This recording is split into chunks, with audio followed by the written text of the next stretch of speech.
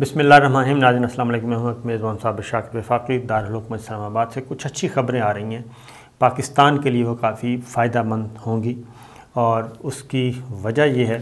कि चूँकि पिछले 21 साल से पाकिस्तान में एक बहुत ज़्यादा बदअमनी रही, और ख़ास तौर पे मैं बात कर रहा हूँ दहशतगर्दी के ख़िलाफ़ जंग के तनाज़ुर में अफ़गानिस्तान से। अब अफ़गानिस्तान से भी कुछ ठंडी हवाएं आना शुरू हुई हैं और पाकिस्तान को डिस्टेबल करने के लिए, गैर मुस्तहकम करने के लिए जो एक नया फिनोमेना था या नई जो प्रॉक्सी थी, उसके बारे में भी अच्छी ख़बरें आ रही हैं कि पाकिस्तान को भी कामयाबियाँ हासिल हो रही हैं और उधर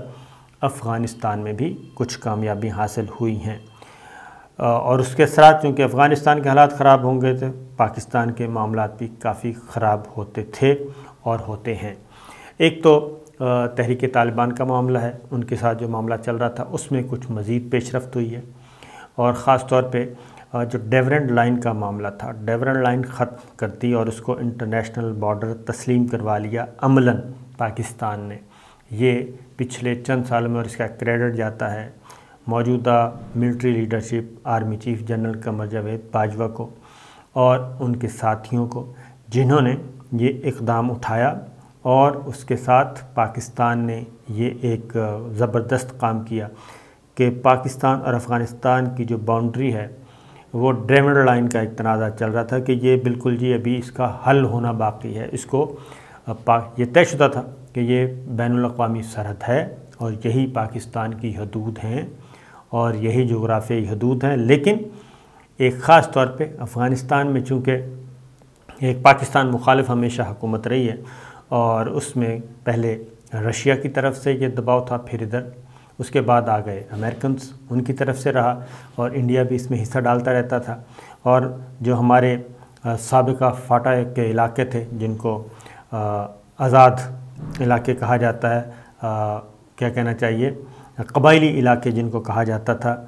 उनको भी इसी खाते में रखा हुआ था कि इनका भी होना है। लेकिन हुआ ये कि पाकिस्तान ने माशाल्लाह से उधर पाक अफ़गान सरहद पे बाड़ लगाई। बाड़ के बाद मज़ीद अब एक स्टेप आगे बढ़ा जाएगा और उसको कंक्रीट की दीवार लेके, कंक्रीट की दीवार भी साथ साथ खड़ी की जाएगी और इसको मुस्तकिल किया जाएगा। ये चीज़ हमने पाकिस्तान का ये क्रेडिट है कि पाकिस्तान ने ये मामला अशरफ गनी हुकूमत से भी तय करवाया और अशरफ गनी हुकूमत ने भी इसको डिस्प्यूट नहीं बनाया। अब वहाँ के हालात, एक तो ये अब तहरीक तालिबान को खड़ा किया गया था इस मामले में और उनको हवा दी जा रही थी। जो बैरूनी प्लेयर्स हैं,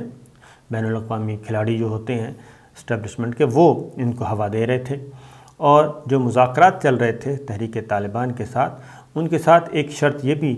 किसी ज़माने में रखी गई कि जनाब ये जो है बाढ़ शाड़ का मामला, इसको भी देखा जाए। और ख़ास तौर पे, और दूसरा एक और चीज़ जो हमने कबायली इलाक़ों को सूबा खैबर पख्तूनख्वा में ज़म कर दिया और उनको लेके आए कौमी धारे में, इससे भी काफ़ी तकलीफ़ पहुंची हुई है बैनुल-अक़वामी प्लेयर्स को, बैनुल-अक़वामी खिलाड़ियों को काफ़ी तकलीफ़ पहुंची हुई है कि एक तो हमने बाढ़ लगा ली, उस पर अफ़गानिस्तान की तरफ से कोई एतराज़ नहीं उठा और वो इस्टेब्लिश हो गई। दूसरा,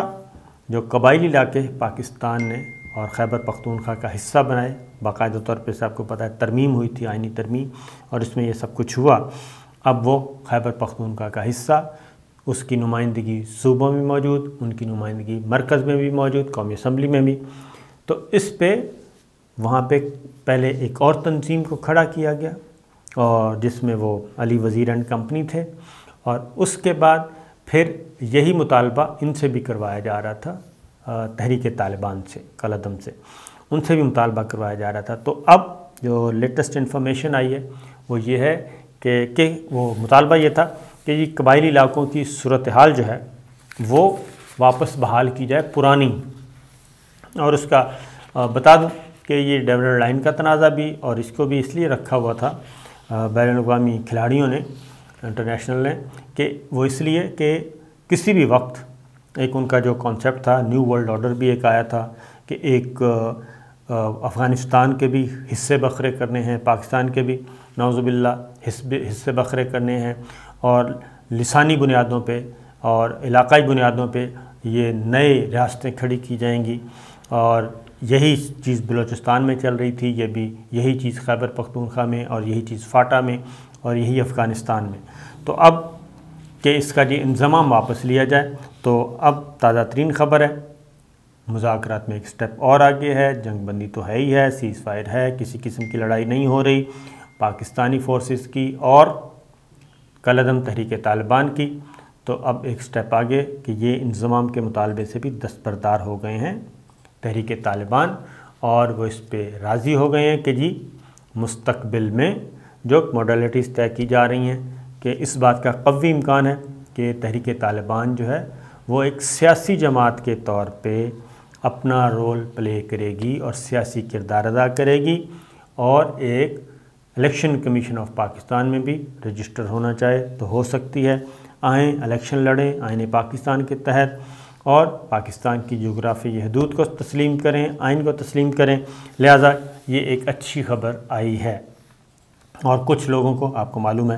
کہ رہا بھی کیا گیا ہے، ایسے لوگوں کو جن پہ سنگین الزامات نہیں تھے تحریک طالبان کے۔ تو لہٰذا ایک یہ خبر جو ہے ہمارے لیے پاکستان کے لیے تو بہت اچھی ہے، اور جن کے لیے اچھی نہیں ہے وہ آپ کو معلوم ہے۔ اب آتے ہیں، کیونکہ یہ علیحدگی پسندی کی جو تحریکیں ہیں ادھر بلوچ رہنماؤں کو، بلوچ بھائیوں کو کھڑا کرنا پاکستان کے خلاف، بلوچی علاقہ الگ کیا جائے گا، جو پختون علاقہ بولنے والے ہیں ان کو الگ کر دیا جائے گا، تو وہ کافی فرق پڑا ہے۔ ایک اور چیز خبر آئی ہے، وہ آئی ہے افغانستان سے، لیکن اس کے اثرات پاکستان پہ بھی کافی اچھے مرتب ہوں گے۔ آپ کو معلوم ہے کہ شیعہ سنی جو تنازع ہے یہ کھڑا کیا گیا ہے، اور اس کو بیرونی عناصر جو ہیں وہ جب چاہیں استعمال کرتے ہیں، اور یہ افغانستان میں بھی اور یہ پاکستان میں بھی، یہ عراق میں بھی یہ تنازع کھڑا کیا جاتا ہے، اور اس سے خون خرابہ بھی ہوتا رہا ہے اور ہوتا ہے۔ اسی میں ایک تھا ہزارہ قبیلے کے لوگ تھے، اور ہزارہ قبیلے کے لوگ آپ کو معلوم ہے کہ کوئٹہ میں، بلوچستان میں بھی موجود ہیں، افغانستان میں بھی موجود ہیں، اور ان پہ حملے ہوتے تھے، اور خودکش حملے بھی ہوتے تھے، دھماکے بھی ہوتے تھے، دہشت گردی کے واقعات ہوتے تھے، اس میں جانی نقصان ہوتا تھا، اس کے بعد پھر سڑکیں بلاک ہو جاتی تھی، روڈ بلاک، دھرنا، یہ سب کچھ ہوتا تھا۔ اور اس کے اثرات تانے بانے جو ہیں وہ افغانستان سے بھی ملے ہوئے تھے۔ اب چونکہ وہاں پہ غیر ملکی تو رہے نہیں، وہ تو سارے چلے گئے، اب جو نئی لڑائی شروع کروانی تھی وہ افغانستان میں شروع کروانی تھی، شیعہ سنی اور شمالی اتحاد، یہ ساری چیزیں۔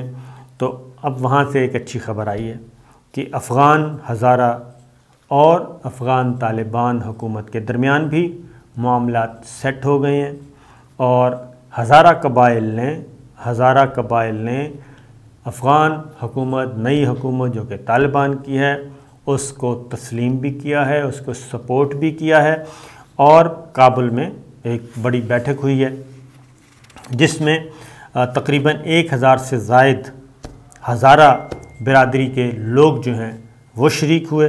اور انہوں نے کابل میں طالبان حکومت کی حمایت کا بھی اعلان کیا، اور یہ بھی کہا کہ یہ تنازع اب ختم تصور کیا جائے، اور نئی افغان حکومت کو ویلکم کیا۔ اور اس میں جعفر مہدوی ہیں جو کہ ہزارہ برادری کے وہاں کے لیڈر ہیں، انہوں نے بھی خطاب فرمایا، اور انہوں نے بلکہ یہ کہا کہ غنی کا جو اشرف غنی کا دور حکومت تھا وہ تاریک ترین دور حکومت تھا، اور اب ہم غیر ملکی جا چکے، فسادی جا چکے، لہٰذا اس حکمرانی کو ہم ریجیکٹ کرتے ہیں، نئی حکمرانی پہ خدا کا شکر ادا لاتے ہیں۔ لہٰذا یہ ایک اچھی خبر آئی ہے، اور اگر وہاں پہ یہ تنازع ختم ہوتا ہے، ہزارہ مین شیعہ سنی فساد وہاں پہ ختم ہوتا ہے، شیعہ سنی تنازع ختم ہوتا ہے، تو آپ خود سوچ سکتے ہیں کہ اس کے اثرات پاکستان پہ بھی ہوں گے، اس کے اثرات عراق اور دیگر ملکوں تک جائیں گے۔ اور یہ اگر انڈرسٹینڈنگ، اور میں سمجھتا ہوں کہ اگر ایران کی گورنمنٹ چاہے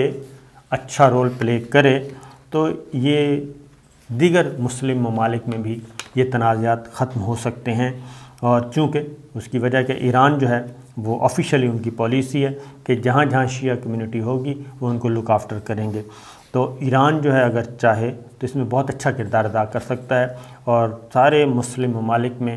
یہ شیعہ سنی تنازع جو ہے وہ ختم کروا سکتا ہے اگر یہ، کیونکہ اس پہ ہزارہ برادری نے بھی بات کی اور اس میں ترجمان جو ہیں ذبیح اللہ وہ بھی موجود تھے، انہوں نے بھی خطاب کیا اور انہوں نے واضح طور پہ ایک پالیسی دی ہے جی، یعنی کہ افغان حکومت کی، نئی افغان حکومت کی نئی پالیسی اس میں ہے کہ بیرونی حملہ آوروں کے خلاف ہمارا جہاد ختم ہو چکا اور اب ہم ملکی تعمیر کے لیے جہاد شروع کریں گے. اور اس میں ہزارہ برادری کے عالم آیت اللہ وائز بھی موجود تھے، انہوں نے بھی مفاہمت پر زور دیا اور انہوں نے واضح طور پہ کہا کہ جی آئیے ایک دوسرے کو معاف کر دیں اور موجودہ حکومت کو پائیدار بنائیں اور تمام لوگوں کی حمایت کرنی چاہیے موجودہ افغان طالبان حکومت کو. 38 کروڑ آبادی ہے افغانستان کی، اس میں 10 سے 15% جو ہیں وہ ہزارہ برادری کے لوگ ہیں، یعنی کہ سنی لوگ ہیں اور باقی جو ہیں وہ 10 سے 15% شیعہ لوگ ہیں، باقی سنی لوگ ہیں. تو یہ چیز چل رہی ہے اور ماضی میں جب طالبان کی حکومت آئی تھی تو اس میں کافی گڑبڑ ہوئی تھی، اس میں تقریباً 2000 کے قریب ہزارہ برادری کے لوگ کو باقاعدہ طور پہ سزائے موت سنائی گئی تھی. تو اب اس تنازع کو کھڑا کرنے کی کوشش کی جا رہی تھی، تو یہ تنازع بھی حل ہو چکا اور اس کے اثرات پاکستان پر بھی ہوں گے. اور اگر تحریک طالبان کے ساتھ پاکستان کے ساتھ معاملات چل رہے ہیں، گورنمنٹ آف پاکستان آئین پاکستان کو وہ تسلیم کرتے ہیں اور ادھر افغانستان میں یہ چیزیں چل رہی ہیں، تو اس سے آپ اندازہ کر سکتے ہیں کہ اچھی خبریں آنے والے دنوں میں مزید ہوں گی. ایک اور خبر ہے وہ بھی اس سے جڑی ہوئی ہے، وہ بھی کافی نئی پروکسی جو ہے آپ کو معلوم ہے کہ وہ ترتیب دی جا رہی ہے جی، نئی پروکسی داعش کے بارے میں. تو داعش کے بارے میں ایک نئی اطلاع آئی ہے اور وہ یہ آئی ہے کہ داعش کا افغانستان کا جو سربراہ ہے، افغانستان داعش کا سربراہ یہ کون ہے، اس کا کھوج نکل آیا. اور مزے کی بات ہے داعش افغانستان کا جو سربراہ ہے وہ امراللہ صالح کا چیف سیکیورٹی گارڈ ہے. چیف سیکیورٹی گارڈ نیا سربراہ، اس کا نام ہے ثناء اللہ غفاری، جو شہاب مہاجر کے نام سے بھی مشہور ہے.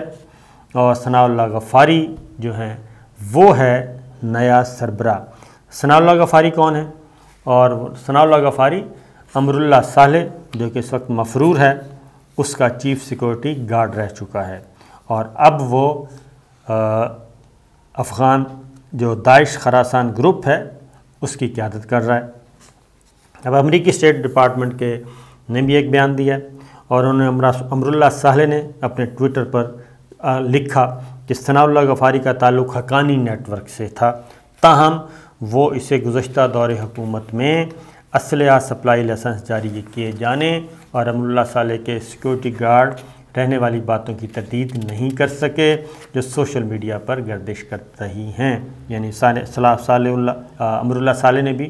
یہ بات تسلیم کر لی اور اس پہ خاص طور پہ جو اب اگلی بات جو سمجھ آتی ہے، آپ کو معلوم ہے، میں نے آپ کو ویلاگ میں بھی بتایا تھا کہ یہ جب انخلاء سے پہلے کی باتیں ہیں، انخلاء سے پہلے کی باتیں جب شروع تھیں تو اس وقت مغربی ذرائع ابلاغ کے لوگ جو ہیں، مغربی ذرائع ابلاغ میں یہ خبریں تواتر سے چھپنا شروع ہو گئی تھیں کہ اس وقت افغانستان میں داعش کی کیا صورتحال ہے، داعش مستقبل میں کتنی بدامنی کر سکتی ہے، داعش میں کتنے لوگ ہیں اور کس کس پاکٹ میں کتنے کتنے لوگ بیٹھے ہیں، افغان ایران بارڈر پہ موجود ہیں، افغان پاکستان بارڈر پہ موجود ہیں، افغان چائنا بارڈر پہ موجود ہیں. یہ ساری چیزیں کی جا رہی تھیں. پھر ادھر جو سینٹرل ایشین اسٹیٹس ہیں اس کے آس پاس ان کی پاکٹس ہیں. پھر آپ یہ جو آپ کا پنشیر والا سلسلہ شروع ہوا، وہاں پہ ایک منی بغاوت کرنے کی کوشش کی گئی، وہ کچلی گئی. تو اس سے آپ اندازہ کر سکتے ہیں کہ سب سے زیادہ خبریں ان کو آ رہی تھیں اور جس کا اب آپ سمجھ جائیں کہ امراللہ صالح کیا کر رہا تھا، نیا کھیل جو کھیل رہے تھے وہ پنجشیر میں بیٹھ کے کھیلنا تھا، لیکن وہ تو رہا نہیں، تو اب ان کو کیا جا رہا ہے۔ تو ثناء اللہ کہ اب بھی وہ کہتے ہیں جی پنجشیری مزاحمتی گروپ سے براہ راست روابط ہیں، اور یہ مشترکہ منصوبہ بنا رہے ہیں کہ کوئی انتشار وغیرہ پیدا کیا جائے، لیکن اصل مسئلہ یہ ہے کہ طالبان حکومت، افغان حکومت جو ہے نئی، وہ اب کافی حد تک آگے بڑھ چکی ہے، اور ان کی مختلف جو پاکٹس تھیں وہ ڈسمنٹل کر چکی ہیں، اور سینکڑوں لوگ گرفتار ہو چکے ہیں، جن میں ان کے کمانڈرز بھی شامل ہیں، کچھ لوگوں کو فارغ بھی کر دیا گیا ہے۔ تو یہ ایک اچھی چیز آ رہی ہے۔ پھر جو یہاں تک کہ یہ اس کے پیچھے وہی ہے، ابھی یہ کام ختم نہیں ہوگا، یہ ذہن میں رکھیے گا کہ جو NDS کے لوگ تھے وہ بھی، اور جو افغان فوج کے لوگ تھے وہ بھی اسی گروپ میں جا رہے ہیں، یعنی کہ داعش بن رہے ہیں۔ تو رپورٹ جو آئی ہے جی وہ ہے افغان انٹیلیجنس سروس کے کچھ سابق ارکان اور ایلیٹ فورس اہلکار جنہیں امریکہ نے تربیت دی تھی، اب وہ داعش میں شامل ہو گئے ہیں، اور دہشت گرد گروہ میں شامل ہونے والے منحرف جو سابق فوجی ہیں، سابق NDS کے لوگ ہیں، وہ یہ سارا کچھ کر رہے ہیں۔ اس سے آپ اندازہ کر سکتے ہیں کہ جو خدشات، جن خدشات کا اظہار کیا جا رہا تھا وہ بالکل درست تھا، لیکن اچھی خبریں چونکہ آ رہی ہیں، اور آہستہ آہستہ یہ گروپس جو ہیں، جن گروپس کی اور جس پراکسی سے ڈرایا جا رہا تھا وہ کنٹرول میں آ رہے ہیں، لہٰذا آنے والے دنوں میں اچھی خبریں پاکستان کو ملیں گی، اور اس کا پاکستان کو بھی فائدہ ہوگا، افغانستان کو بھی فائدہ ہوگا، اور اس پورے ریجن کو فائدہ ہوگا۔ اجازت دیجیے، اللہ حافظ۔